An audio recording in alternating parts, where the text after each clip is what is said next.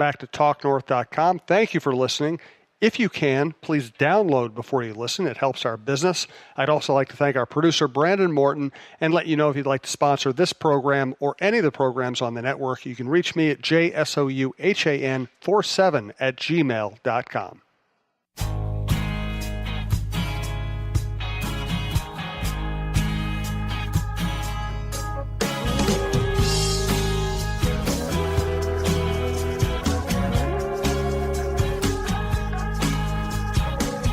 Tim, of all the things I've done and all the years I've covered the NFL, I never have been to the Combine. I've been to Indianapolis for football, went there to see Peyton Manning set a record, and ended up walking into St. Elmo's that night with Ed Werder, and we ran into the Manning family and said hello. So it's kind of a cool downtown area for football. There's some cool restaurants around. There's skyways. It's got a little bit of a Minneapolis vibe to it, but I've never been to the Combine. So I'm going to have you tell me not only what's going on with the Vikings there, but what it's like to actually cover one. This is the Viking Update show. Tim Yotter, publisher of Viking Update, is the star of this show. I'm Jim Souhan from the Star Tribune. This is our football show, one of our football shows on TalkNorth.com. Also, we have Jeff Diamond, the former Vikings general manager, who does a show with me that also will talk about the Combine and the draft or anything like that. Thanks to Brandon Morton, our producer. You can follow us on Twitter at TalkNorthPod. Please download before you listen, and we'll tell you about our sponsors later. Twill in the Edina Galleria, Mississippi Pub in Inver Grove Heights, Fixology Repair, and Tony Hoaglund, your State Farm agent in Champlin. So let's start with the news, which is Mike Zimmer getting a contract extension and then mentioning romance, which is the last word I think of at the Combine. Yeah, that's for sure. I mean, there are guys in underwear, but I wouldn't consider it romantic. Zimmer got the 2020 option year on his contract picked up, which was interesting because after the season, when he was asked about kind of being on the last year of his contract, he said he didn't really care. He just meant he'd be a free agent. And I kind of believe Zimmer. I think he has enough confidence in himself that he doesn't care. However, I think when he mentions a word that he could be a free agent, I think it sets off some alarm bells in ownership, and they may have been concerned that, after 2019, they would lose Zimmer, and I think that's one of the reasons that they decided, hey, we better pick up his contract as soon as we can. And, Zimmer was asked about it today, and, he basically just said, hey, I'm happy to be here. I'll be here as long as they'll have me. If that's 10 years before they get sick of me and kick me out, great. And, the one thing he said that I found kind of entertaining was, I love this football team. I've given them almost 2 eyes now. So that's the thing. When he's good, he's really good. Well, here's the thing too. I mean, he gets so caught up in everything that goes on from training camp through the end of the season, whenever that may be, and just works himself to the bone that he gets tired, grumpy, all of that stuff. And Zimmer at the Combine is about as good as it gets. I mean, he was A+ Zimmer, just talking freely. Obviously he's not going to say everything when it comes to free agency and especially the draft and, what the Vikings are going to do. But, he was very reflective and open today, and I certainly appreciate that. Absolutely. And, because of Vikings history, because of this fan base, because of this town, because of the media environment around these teams, we spend a lot of time talking about potential doomsday scenarios, because those are the ones that come true the most often, right? But there's another scenario here, and that is that they fix the offensive line and they have a really good season and they win some playoff games. And if they hadn't signed Zimmer if they didn't pick up, the option, and he had a big year, man, the storyline would drive the Vikings front office and ownership crazy. And Zimmer leaving would make them look really bad under those circumstances. So they had to pick up the option. Even if you think that Zimmer, isn't quite the coach they need, even if you have some negative opinions about Zimmer, it's in the real world, they had to pick up the option.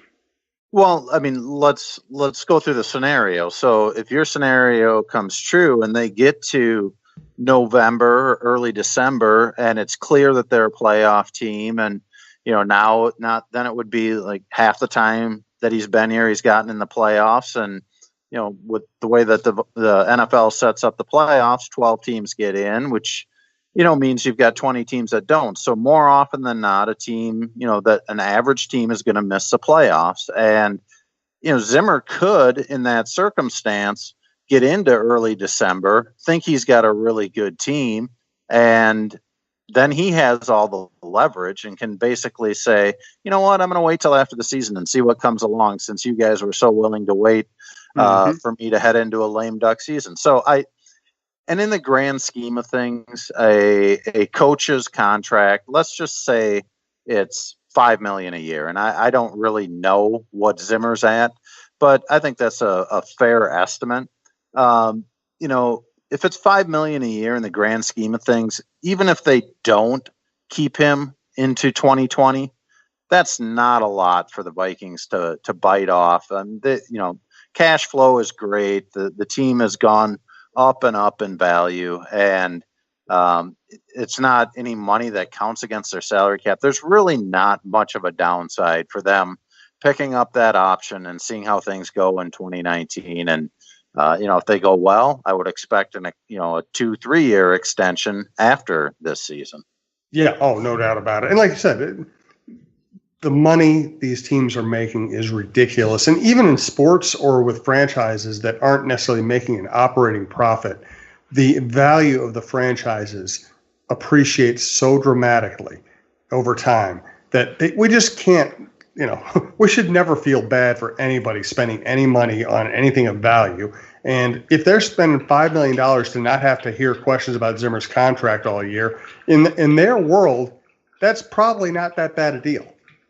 And, it was interesting, too, that when we met with Rick Spielman on Wednesday, he was the one that brought up the extension for Zimmer in his opening comments because, in his mind, he didn't want Zimmer to have to hear about it. The pressure of being in his last year of his contract and all that sort of stuff. But I also found it interesting that when I asked Spielman then as a follow-up, so does that mean that you have got an extension or an option picked up and will be here through 2020 at least? And he didn't want to talk about that. He basically was just trying to cover or take the pressure off of his head coach so he wouldn't have to hear about it. And, for as little as Spielman talks throughout the year, he's not going to hear about it a lot either. No, since he speaks, 3 times a year or whatever, which is ridiculous, but that's a different story. Let's talk about Kubiak and Stefanski and the vibe there.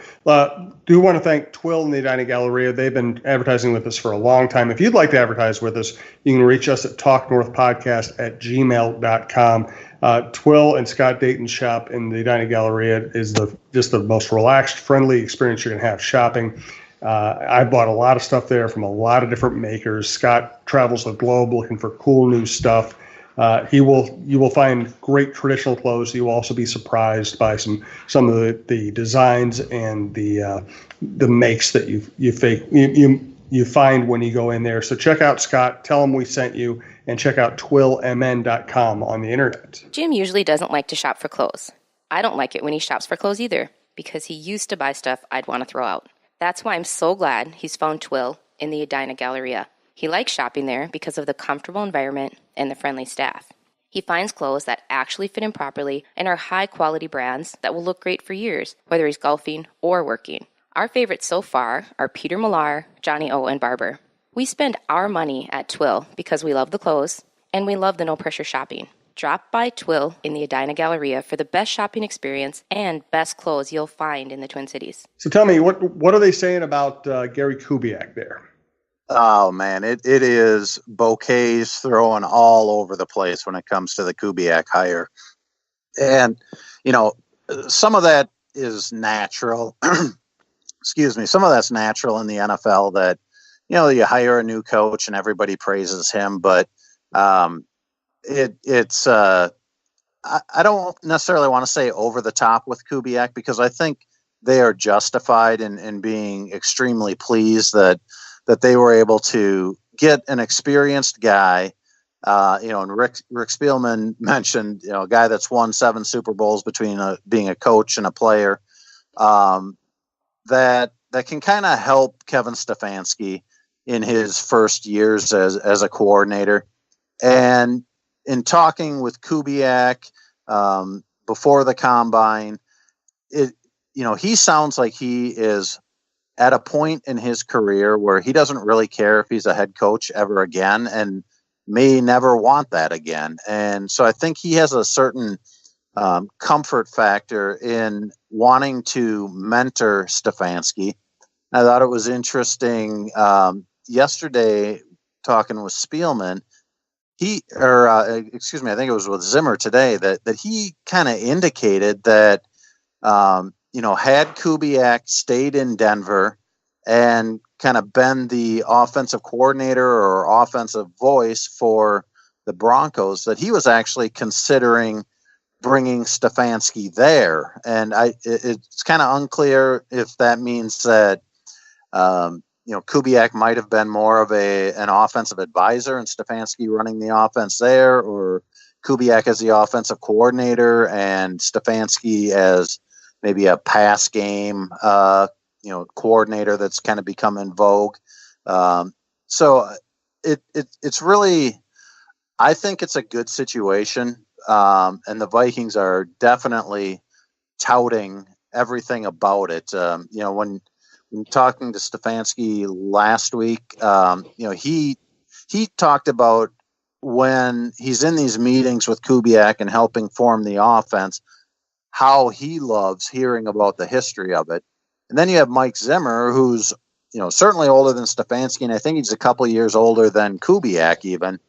To hear Zimmer say that he thinks it's romantic to hear Kubiak talk about the history of these plays and how certain plays came up and what Bill Walsh thought about them, because, Kubiak came up under Mike Shanahan in Denver, and Mike Shanahan came up under Bill Walsh. And so to hear sort of the history of these plays for a football junkie like Zimmer and a guy like Stefanski, I think they are just loving having Kubiak there to guide them, not only in the concepts, but in the history of how certain plays and certain concepts came along.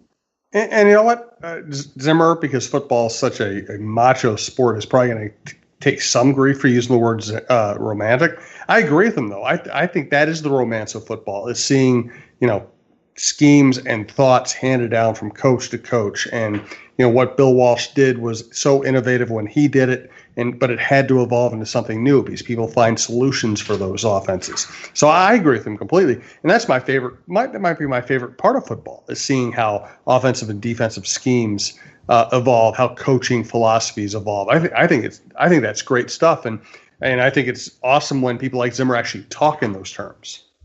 Yeah. And he, as soon as he said the word romantic, he kind of smiled and said, there's a soundbite for you, because he knows people are going to pick up on that. And, I think so many people view football as this barbaric sport. It's so physical and all that. But, the coaching trees and all that sort of stuff, that really matters to coaches that have been in the league for decades. And I think there's a big appreciation for, where a coach came from, who did he learn from, and how can that transfer.